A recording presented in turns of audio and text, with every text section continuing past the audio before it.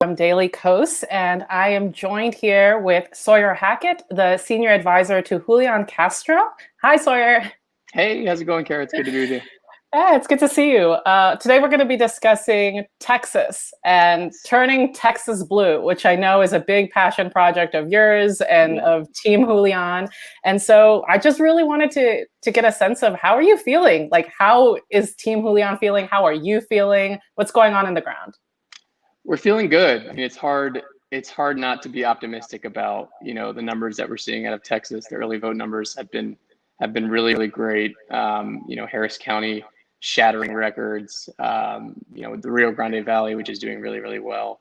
But yeah, I mean, it's hard to deny the last 15 polls showing Joe Biden within a point, or even up 3 points. I saw one recently on Trump in Texas. And I think, this has been a long time coming in the state, and winning the 38 electoral votes would not only just seal the deal for Joe Biden, but it would realize a dream of Texans that Texans have had for generations. Not since 1976 has a Democrat carried the state, so it's a big deal.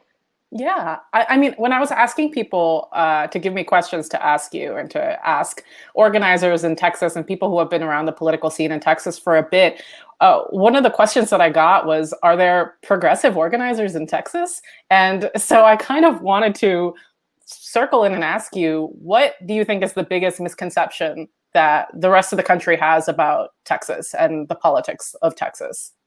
Yeah, for sure. I mean, I think the biggest misconception is that Texas is a red state, and it's not a red state. It's just a non-voting state, or a voter suppression state, as some has said. But I think Texas is obviously changing a lot. That's been covered. That's been talked a lot about. But organizers have been on the ground doing that work for decades. So I think one of the main misconceptions I think I would want to counter, especially as we're heading into Election Day tomorrow, is that this is some sort of a fluke, or that that the Biden campaign alone is responsible for this, or the Trump campaign alone is responsible for this. I think this has been a long time coming, and Trump has maybe accelerated the timeline for Blue Texas, but organizers and progressive organizers have been doing the work for a long, long time. So it's great to see it realized.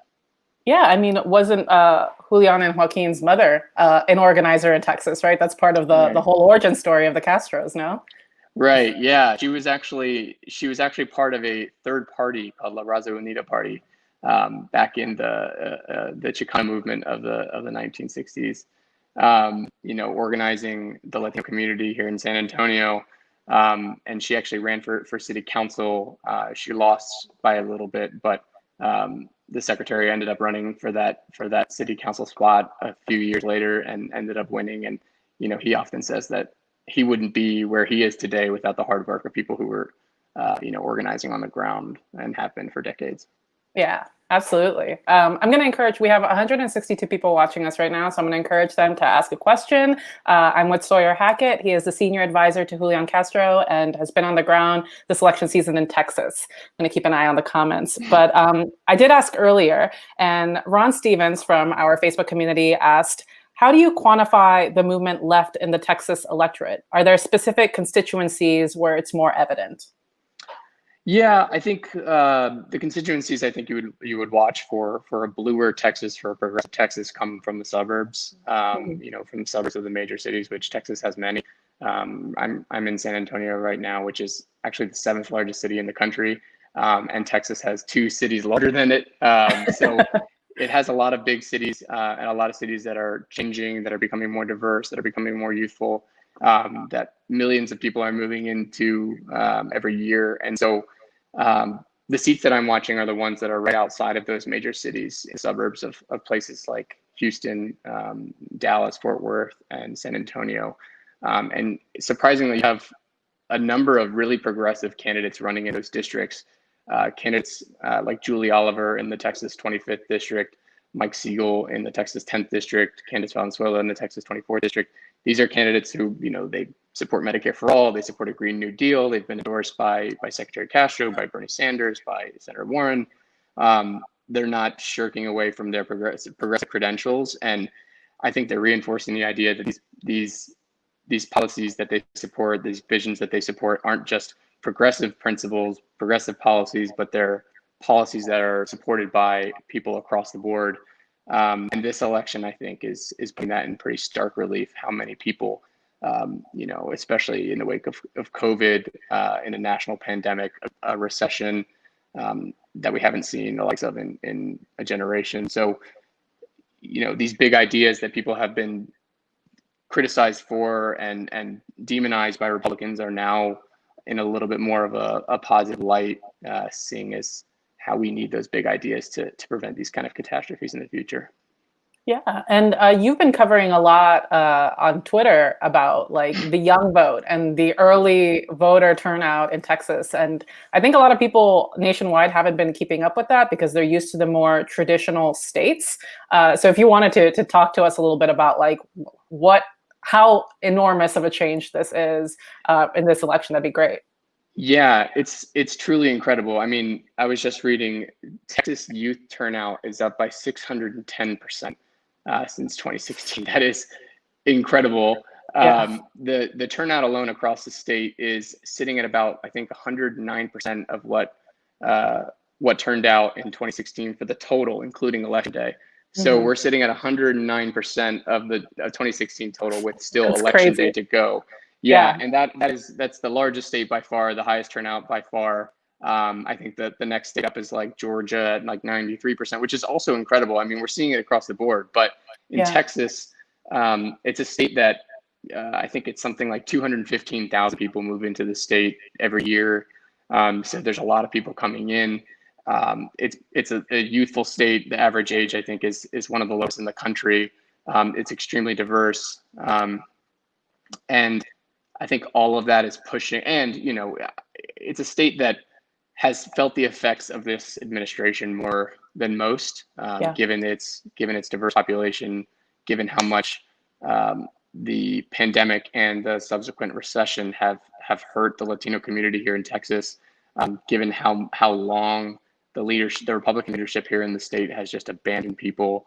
And so I think across the board, all the way from the top of the ticket all the way down to the lower races, you're seeing people who are enthusiastic. And this is not one of those Barack Obama years where the coattails are riding all the way down to these city council races. You're seeing candidates who are inspiring up the ticket, not down the ticket, which is really, really incredible. And again, this is not, Texas will not go blue because of Donald Trump, but it has certainly accelerated the timeline for a blue Texas. Absolutely. And I know that you've been working and talking to local races in Texas as well. And there does seem to be a lot of excitement there among young people, among people of color in Texas. And that's really exciting to see. Yeah, we are, so, the turning Texas blue in the presidential is a big deal. But, we also have a Senate race with MJ Hagar, who's running neck and neck with John Cornyn. John Cornyn, who mocked the coronavirus when it first started to take hold in the state, posting pictures of a Corona bottle of beer, like just completely he's been here forever too. It's just like these Washington politicians just entrench Republicans who have just sort of followed the lead of Donald Trump. But you have the Senate race, which is neck and neck. You have the state house, which we only need 9 seats to take back. And I think the latest polling, which is not a lot of polling in state house races, but the latest polling I saw, I think, said that 11 of those seats Democrats are leading in. So we could have as many as 15 state house seats that we take back, which is huge, especially for redistricting for the upcoming census and so many other issues. And then, we have 15 congressional races that are competitive. I think we can probably take at least 6 to 8 of those, including a few of those that I mentioned, like Julie Oliver in the 25th. Mike Siegel in the 10th, Candace Valenzuela, Wendy Davis, Gina Ortiz-Jones here in San Antonio. So there's a lot of really competitive races. And I think Texas is the perfect model for the extent of a second blue wave that we'll see. If all of the polling bears out in the numbers that we're seeing across the board, then you'll see just how far that blue wave takes us.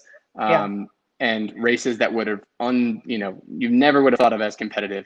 For example, the 25th district, which was won by 21 points in 2016, was won by 9 points in 2018, and is now statistically tied heading into election day. So I think that it could be as many as 10 seats here in the state, in the congressional state. So we have the opportunity Texas has the opportunity to, deliver a night-ending 30 electoral votes to Joe Biden, to help ditch Mitch McConnell and elect, MJ Hagar in the Senate, to flip this Texas State House, which is a huge deal, and to add, 7 or 8 seats to the House majority that we have in the House of Representatives. So it's really an important state to watch.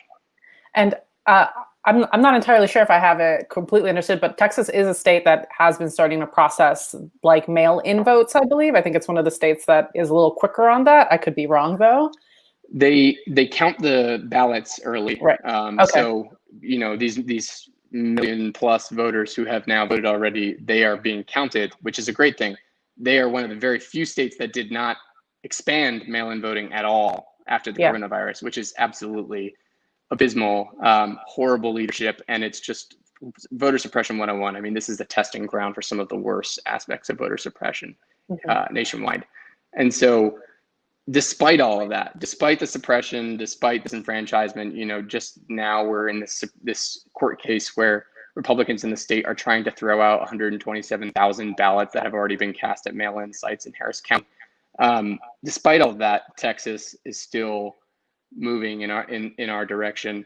And so the one good thing I think about all of those aspects, the one good thing about not having expanded the mail-in ballot process, which is a very small silver lining, but it is one, is that we will likely know who wins Texas on election night. We will likely know, maybe not right as the polls close, maybe it'll be late into the night, but we will probably know those results tomorrow night. And so I think for some of us who have been advocating more investment in the state, especially from the Biden campaign, it's the silver bullet to the contested election, the weeks-long process that we're hearing about, this Trump declaring victory, and then the ballots haven't been counted yet. Texas can be the silver bullet to ending all of that. We can go to bed tomorrow night with a president-elect Joe Biden and a lame duck President Donald Trump. And, we're doing it despite the lack of national attention, despite the lack of huge investment that we're seeing in some of the other states. And we understand, there's been this boy who cries blue aspect of Texas for so long, right? But it's an important state. It's the future. And it can be the state that both delivers a night-ending victory for Joe Biden, but also, ends all of our nightmares that we have about this headed to the Supreme Court or something else like that. So It's interesting because I think we all live in our own literal small political bubbles as well. And so I come from I organized for John Ossoff in Georgia. I organized for Barack Obama in 2012 in Florida. And so I'm very concentrated on those states. Mm-hmm. And I think especially people who live in the more blue traditional states kind of give it up that there's no organizing that, I mean, could you imagine if Texas tomorrow, if we find out tomorrow night who wins the election and it's because of Texas? I mean, it's going to change political rhetoric forever.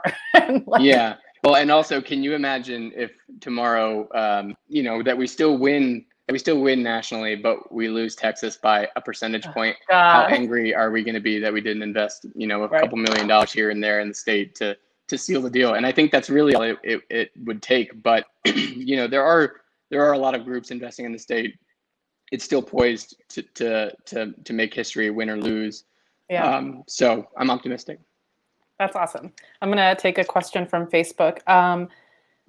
Karen Rowland asks, this is a little bit more nitty gritty. Do you know where the pockets of potential, untapped, yet to vote areas are in Texas? And not even necessarily yet to vote for right now, for tomorrow, but also moving forward, what are the regions of Texas that we're going to have to really dig into and invest in to be able to turn people out for Democrats in the future? Yeah, I mean, I think the one that stands out most is the Rio Grande Valley, which South Texas, very, predominantly Hispanic. It's an area that is overwhelmingly blue, but has been historically ignored, overlooked. It gets some attention in the primary because it's a competitive area for Democrats, but I think as soon as those primary campaigns pack up and leave, the national focus, the statewide focus leaves as well. And so it's a kind of area that you can run up the numbers in with the right investment. And Senator Harris visited the state earlier this week, and Secretary Castro was there with her on stage. It was a great event, but and we immediately saw a boost in turnout that day. Wow. And a lot of that a lot of that is attributed, I think, to groups like the Sunrise Movement, and people like Secretary Castro, who have been focusing their efforts on turning out those voters, reaching them on the phones. And so that's an area, like I said, we can run up the numbers. And I think, the other area obviously is Harris County. I think with 1.4 million votes already in the bank there, with another, 0.5 or half a million votes there, that pretty much seals the deal for Joe Biden. So if we have a big election day there, like we had a big early vote there, I think we can pull it out. Do you think that there's a lot of momentum coming from the Beto campaign or the anti-Cruz campaign as well, and that has been also moving that timeline up? Do you see a lot of those same organizers on the ground now? Yeah, for sure. I mean, there's no doubt. I mean, Beto only lost by a couple percentage points. That definitely moved up the timeline. And he did some incredible work organizing throughout the state, and he's continuing to do some good work right now with his organization, Powered by People. There's also some groups like the Texas Organizing Project that do a lot of great organizing in the state. And all of this, I mean, I don't think this mission started in 2018. I don't think it started in 2016. I don't think it started in 2008. I think it's been, a long time coming, like I said. And so all of it compounds, adds up. And we need to see more of that. We need to see more investment in these races, these in between presidential years races. I think you'll see that definitely in the governor's race in 2022. There's just going to be a lot more attention in the state. And I think the more attention, the more competitive races, the more money spent, the more we turn the state blue. And then look, that's the case with every state that's ever become blue after being red. My home state of Virginia is a perfect example of that. I mean, just 2 decades ago, it would be unthinkable to see Virginia as a competitive state. And I think the latest poll I saw out of Virginia was Biden up by 12 points. So they're states that are rapidly diversifying, they're growing in size, and the Republican Party, which has just been so incalcitrant about their values, their small government values, I think has turned off a lot of people in those communities, and moved up the timeline pretty fast in a lot of these areas. Absolutely. And also with it being a census year and it being a year where things are going to change, the districting is going to change in a lot of different states. And hopefully with a blue wave, we'll have more control over that and making some things a little nonpartisan and fair maps. Go ahead. Oh, sorry, I didn't mean to interrupt. I was just, I put out a tweet like 5 minutes ago because I was reading through Nate Silver's blog about the odds of winning and, the odds of losing and how much you have to win to actually win. And there's something like, if we win by only 2 to 3 percentage points nationally, we only have a 41% chance of winning the election. And it's like, that is so goddamn ridiculous. That we have to win by 5 points nationally to actually secure a victory.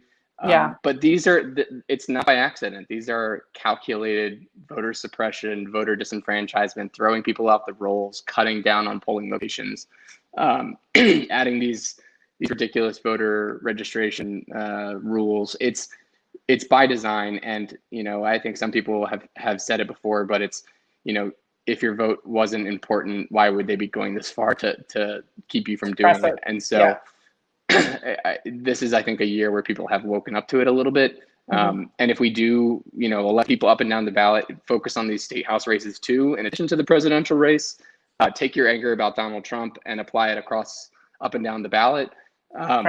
Then we can protect against some of that, and we can make sure that voters get to actually pick their candidates and not the other way around. Yeah, absolutely. And I know you have to go because I know you're super busy. So thank you so much for spending time with us. I do want to just ask you one last thing, which is what role do you think the Latino vote played specifically in driving this political shift that we're seeing in Texas? Because Julián Castro is probably the most prominent Latino Democrat south of AOC this year. Yeah. So, I know that's been very exciting for me. I'm a Latina. So what do you think the energy is right there in the changing demographics of the Latino vote? I mean, I think it's almost the whole thing. There are 32 million eligible Latino voters across the country.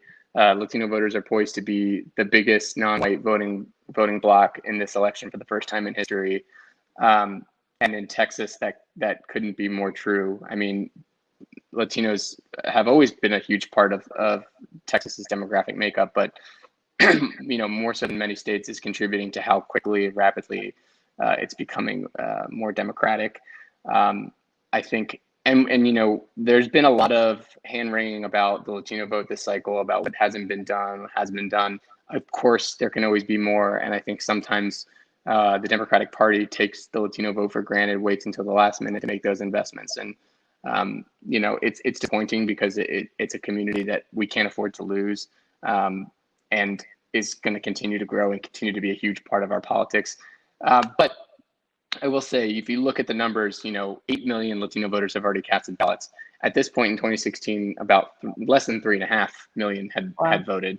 So, of course, some of that is attributed to how many more Latinos are in the country since 2016, but the turnout numbers are on par with any other year. I just think, it can't just be every 4 years we decide to look at the Latino community, invest in the Latino community, cover the Latino community. It has to be a 365, 24/7 strategy to turn out those voters and make sure that we don't just fight our battles every 4 years for the Latino vote. We fight the war for the Latino vote across the board every year. It's important.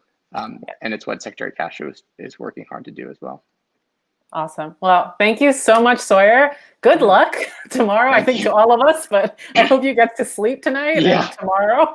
I'm gonna sleep like a baby tonight, and then tomorrow I'm gonna need a lot of coffee. So are you headed to Arizona, or are you being in Texas? Where are you spending lunch tonight? We were in Arizona yesterday. It was really incredible. And Arizona is another state. I mean, it's neck and neck, and it's looking really good. I would say the odds are a little bit more in our favor in Arizona than they are in Texas, but it's another state. It's the future of our party. I mean, Arizona, Florida, Georgia, Texas, that entire Sun Belt and southern part of the country will be the future of our party. And I think this election will come out of it with a new electoral map. It's something the secretary has been talking about a lot. But today we're doing lots of phone banks. We just had a phone bank about 30 minutes ago with Congresswoman Ayanna Pressley. And Ayanna, she rules. Yeah, she's fantastic. And we had like a Zoom set up for, I think the maximum is like 500 people. And the secretary goes to log on to give his opening remarks. And it's full. He can't get on because 500 Texas organizers are making calls into the state on election night eve. There's so much energy here, and it's a big deal. And people like Ayanna Pressley and Senator Warren and Congresswoman Alexandria Ocasio-Cortez, they've all been very helpful. They've teamed up with Secretary. They've teamed up with others to make calls into the state because they know how important it is. So it's really inspiring to see. Awesome. Well, thank you again. And I hope you get some rest. And we'd love to have you. I mean, who knows how long we'll be counting votes. So maybe we can have you on again soon. Yeah, for sure. Awesome. Thank you, Sawyer. And thank you so much for everyone who tuned in. Have a great night, everyone. Thanks.